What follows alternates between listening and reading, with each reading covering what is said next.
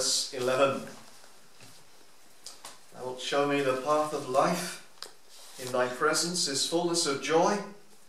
At thy right hand there are pleasures for evermore.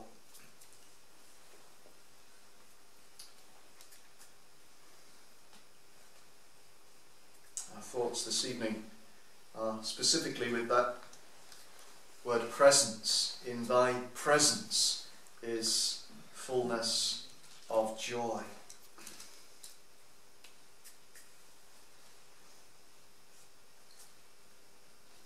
This last verse in this psalm speaks to us of heaven. Heaven is a vast subject. It is huge. And this evening we can only just begin to glimpse what heaven is like. But as we begin to look at heaven and this vast subject, and we begin to grapple with what it is, then surely there will be kindled within our heart a desire to be there. So that whether there is a believer that is thinking upon heaven, or whether it's an unbeliever, saint and sinner alike will desire to be there. The unbeliever will ask, how can I get there? How can I reach this place? And we will show them the way to heaven through Jesus Christ and his precious blood and the sacrifice on the cross for sin. Or the believer will glimpse heaven and they will say that their whole heart and soul is engaged in striving to live according to the pattern that God has set before us in Jesus Christ.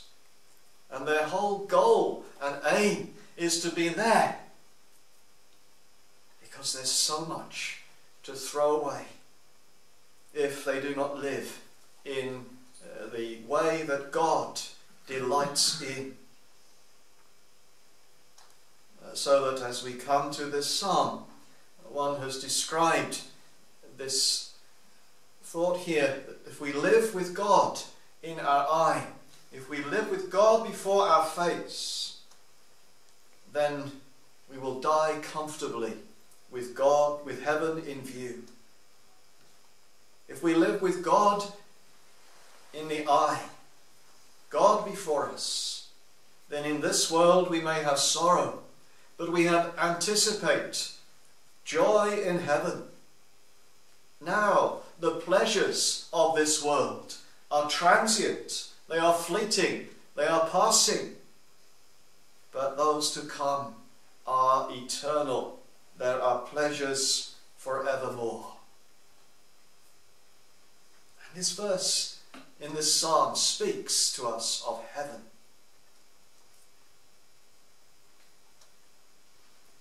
Very often we think about heaven in a negative way.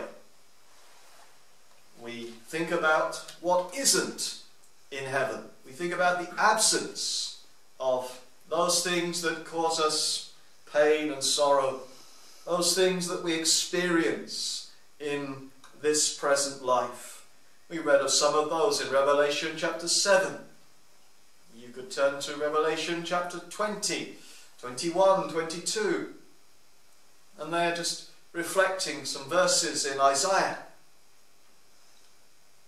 And you see that heaven is described there as the place where there isn't any pain, where there's no more sin, there's no more curse, there's no more sorrow, there's no more night, there's no more sun, there's no more moon, there's no more tears, there's no more hunger, there's no more thirst, or death, or sickness, or disease.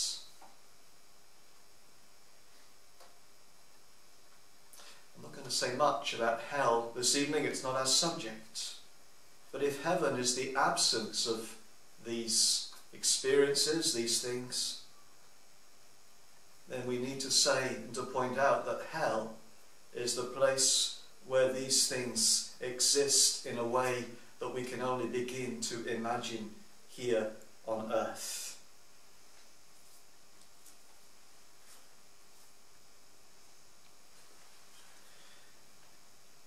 And of course, all these things that we've thought about the absence of have their place on earth.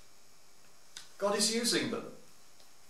God is using them to discipline our soul. And there's a difference, isn't there, between earth and heaven. They have two different purposes, two different functions. Here, our soul needs to be developed and disciplined. But we cannot enjoy absolute safety or perfect enjoyment. You might think of a number of illustrations. You might think of a battlefield, and you say, well, the battlefield is the place in which the soldier's courage is developed. And that's very different from a garden.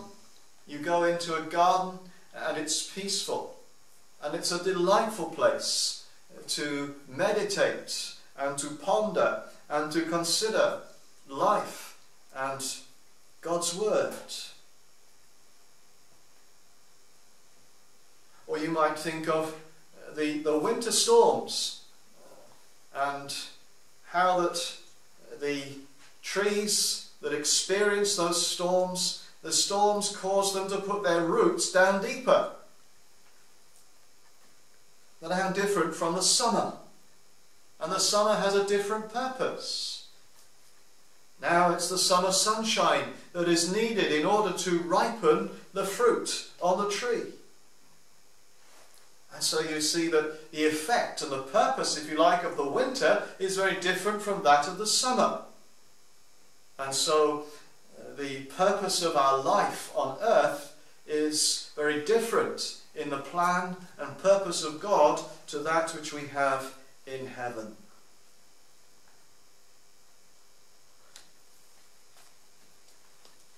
So we look at those things that cause us so many difficulties and are painful and troublesome to us in our life here below, and we say heaven is the absence of all these things. But here in this last verse of Psalm 16, we are given a glimpse of heaven described in a positive way. And the essence of heaven is given in that word that we've taken, highlighted as our text, presence. In thy presence. In God's presence. That's the essence of heaven. The nature, the character of heaven. The presence of God.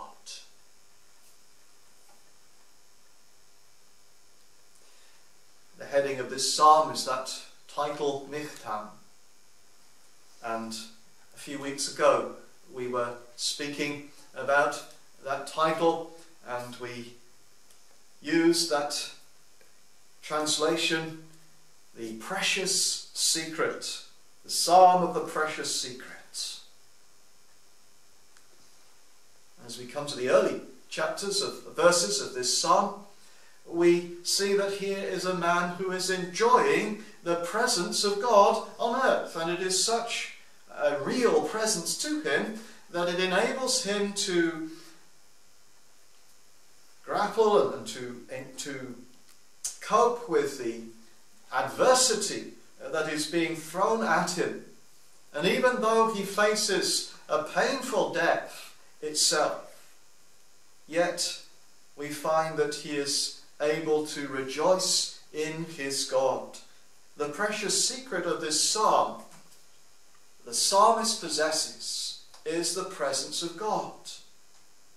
And in those early verses, it is the presence of God on earth through all the changing scenes, in trouble and in joy, as we've been singing. But when you come to verse 11, you see that the precious secret that this man possesses is the same secret, but it is carried beyond this world, and it is brought into heaven itself. That which he began to enjoy on earth, he goes on enjoying in heaven.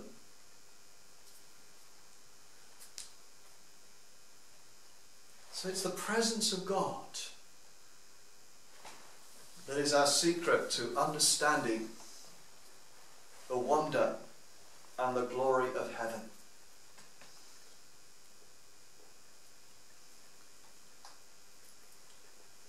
It's, if you like, that manifestation of the glory of God.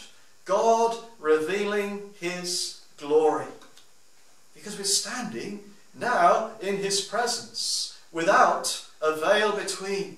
There's nothing now before the believer who stands in heaven in the presence of God. God is the light of that place, and immortal souls are brought into the immediate presence of the eternal God, and they see him face to face. You know, this thought of the revelation of God is something that is progressive from the beginning of the Bible, from Genesis through to Revelation. God progressively, bit by bit, unfolds to us the nature of his glory. So it begins there in Eden, where Adam and Eve enjoy that fellowship and that communion with God in the garden in the cool of the day. And little by little, God's glory is unfolded in different ways and in different times and through different people. It's revealed to us in ever greater splendour as we see the incarnate Son of our Lord Jesus Christ coming and living amongst us. But it reaches its full perfection in heaven.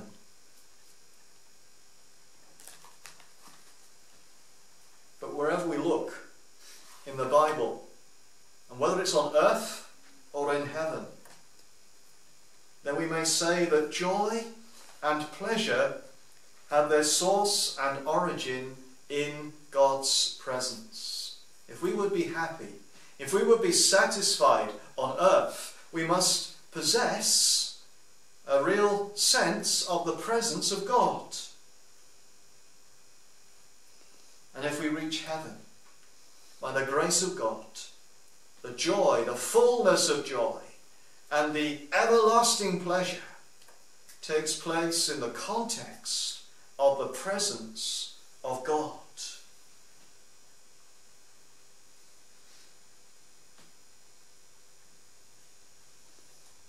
How are we to see God?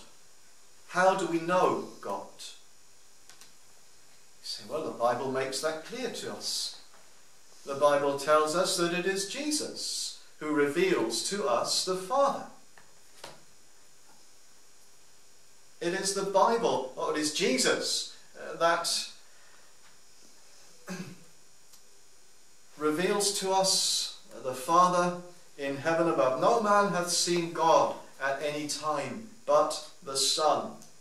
And it's the Son of God that shows to us the Father. And then you think about how heaven is described, and you realize as you work your way through the New Testament that it is described as being in the presence of Jesus, being with him. So you might think of that prayer of Jesus in John chapter 17, and it is his prayer to his Father that those that the Father has given him should be with him where he is. Paul, when he writes to those at Philippi, what does he say? He says, to live is Christ, to die is gain. It is to be in the presence of Christ.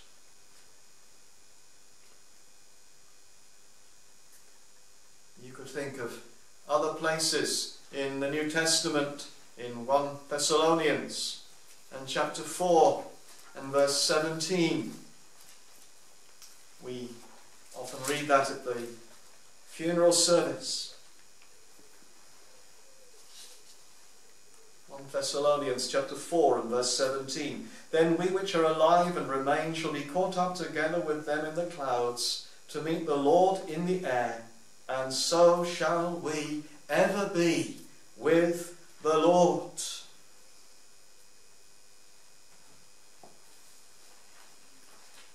Again and again in the New Testament, the emphasis upon the glory that is to come is that we shall be with Jesus. So nothing else matters. There's nothing else of importance in heaven. There may be multitude upon multitude that no man can number. There may be a new heavens and a new earth in all its splendour and in all its glory. But these things are secondary to the child of God, to the one who has been redeemed by the blood of the Lamb. And the most important thing is that Jesus is there. And that he is the object of our gaze. He is the one in whose company we delight, to be with him.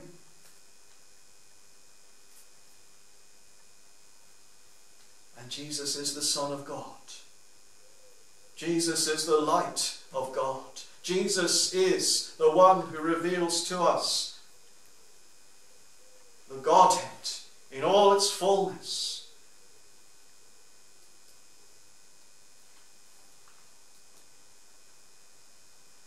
Heaven is about the presence of God, being in the presence of God, being in the presence of our Lord Jesus Christ. The soul, our soul, your soul, my soul was made for God.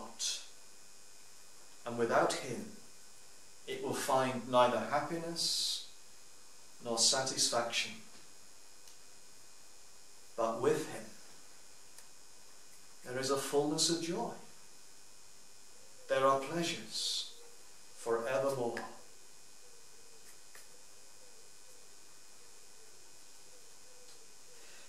But when we read this word presence, in thy presence is fullness of joy, we're brought to think of a place. We ask the question, is heaven a place? And the answer, just from this verse here, is that yes, heaven is a place. It might be beyond our knowledge to know where it is. But surely very definitely, this verse and the thoughts that we've had concerning being with Jesus where he is will tell us that there is a place in which we can enjoy the presence of God. And so with our soul. Our soul is a spirit. And our spirit is today confined in this body of our flesh and blood. It's not just anywhere, it's somewhere. It's in your particular person.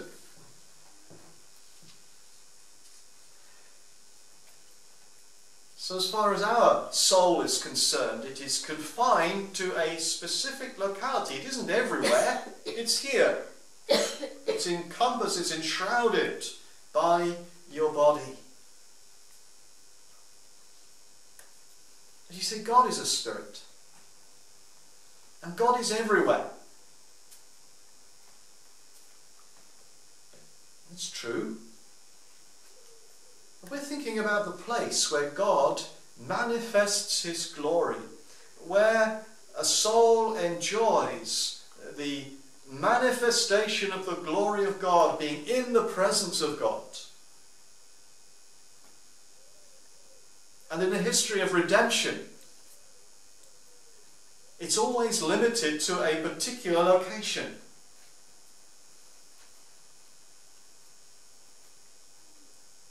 the Old Testament. And you say the place where God's glory is to be seen by those that were authorized to do so, the high priest, is there in the holiest place of all. It was when Moses came out of the tabernacle that his face shone. It radiated the glory of God.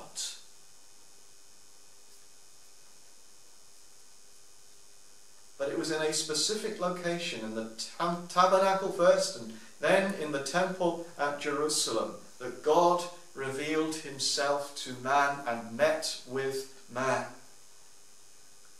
Yes, God is in every place. Yes, God is seeing what is going on in the world. God is understanding the thoughts of the hearts of every man.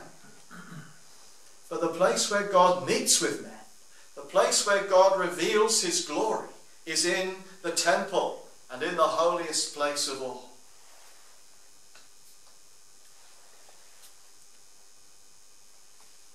But then you come to the New Testament, and again you find that the place where God's glory is seen most clearly is limited to a specific place. It is in the person of Christ, the incarnate God. It is there that we see the glory of God's grace most fully. Still, God is everywhere. Still, God is seeing into our hearts. Still, God is listening to the words and knowing the thoughts of every man. But his glory is seen in this one being, Jesus Christ.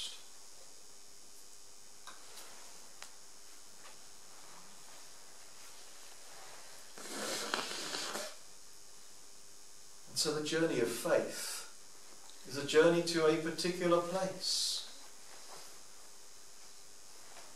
It's a journey that's going to end in the possession of the presence of God. And we cry with the psalmist, "Whom have I in heaven but thee?" The pilgrim travels through the wilderness of this world, and he leaves the wilderness and he enters a place called paradise, heaven. And it's in heaven that God specifically has chosen to reveal his glory to his children, to his pilgrims. So, from this expression here in verse 11, we can deduce that heaven is a place. It's the place where the believer enters into the presence of God and enjoys that full revelation of God to himself.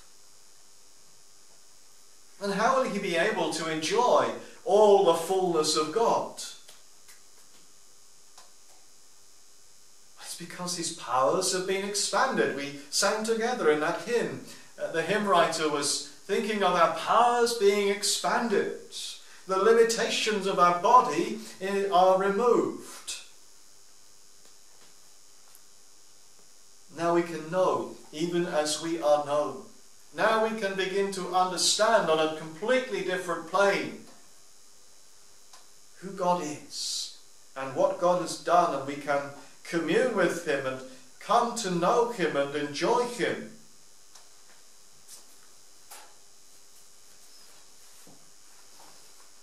All the illustrations that we might use will fall very, very far short, but just think of a prisoner in his cell, and he has one window high up on the wall that lets in the light, and that's all that he can see. So it's a very narrow view of the outside world. There's no way that he can understand all the places and sights and smells and sounds of the world outside. But you take him outside of his cell, and of course his world expands almost immeasurably.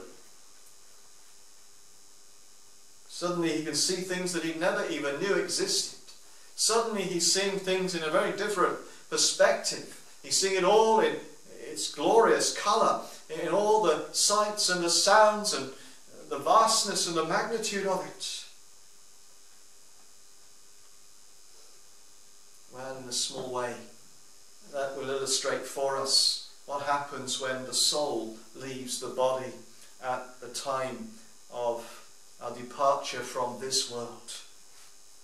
Our powers are expanded, and without the body, the soul is free to explore the farthest reaches of God's universe and God's presence.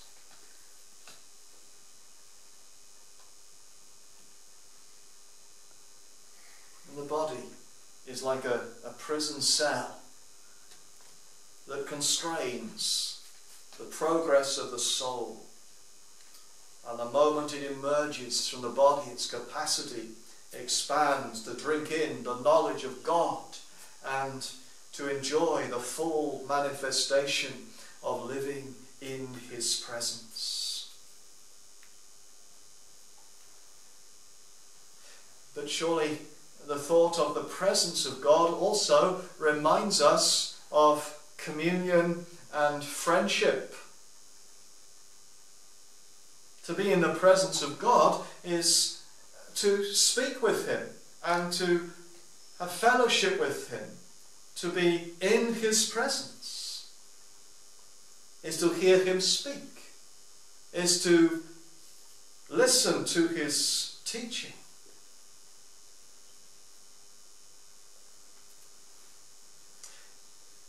You can know something of a man by looking at a picture. You might see a painting or a photograph of someone, and you can begin to form an opinion of what that person is like. But there are all sorts of things that you'll never understand about a person just by looking at a picture, a portrait or a photograph. You might get some idea of their tastes, of their position, of their status in life. But you're not going to learn much about their character, about their attitudes, about what they think, about what they believe. You might get more of that if you were to read perhaps a biography about someone, about their life, and the things that they've done, and the things that they've said. But you've still not got a complete picture of that person. You still don't fully understand who that person is and what makes them do what they do and say what they say. The best way to know someone is to live with them, to spend time with them, to commune with them. And the longer you spend with someone, the more you know them. If you spend a week with them, you'll know a certain amount. If you spend a year with them, you'll know a good deal more. If you spend your life with them, then you begin to understand in a very deep way what they like and what they don't like and what they're going to say almost. How they're going to respond in a particular situation. You get to know them through that personal communion. That's what it means to be in the presence of God. It's in the presence of God that we begin to understand God and to know about him in a way that we've never known before. He's revealed himself in the Bible. But then we shall see him face to face, and we shall speak with him and commune with him throughout eternity. It's not like some Eastern religion where we are absorbed into God and we've lost a sense of consciousness. But it's this deep personal union with God in fellowship with him.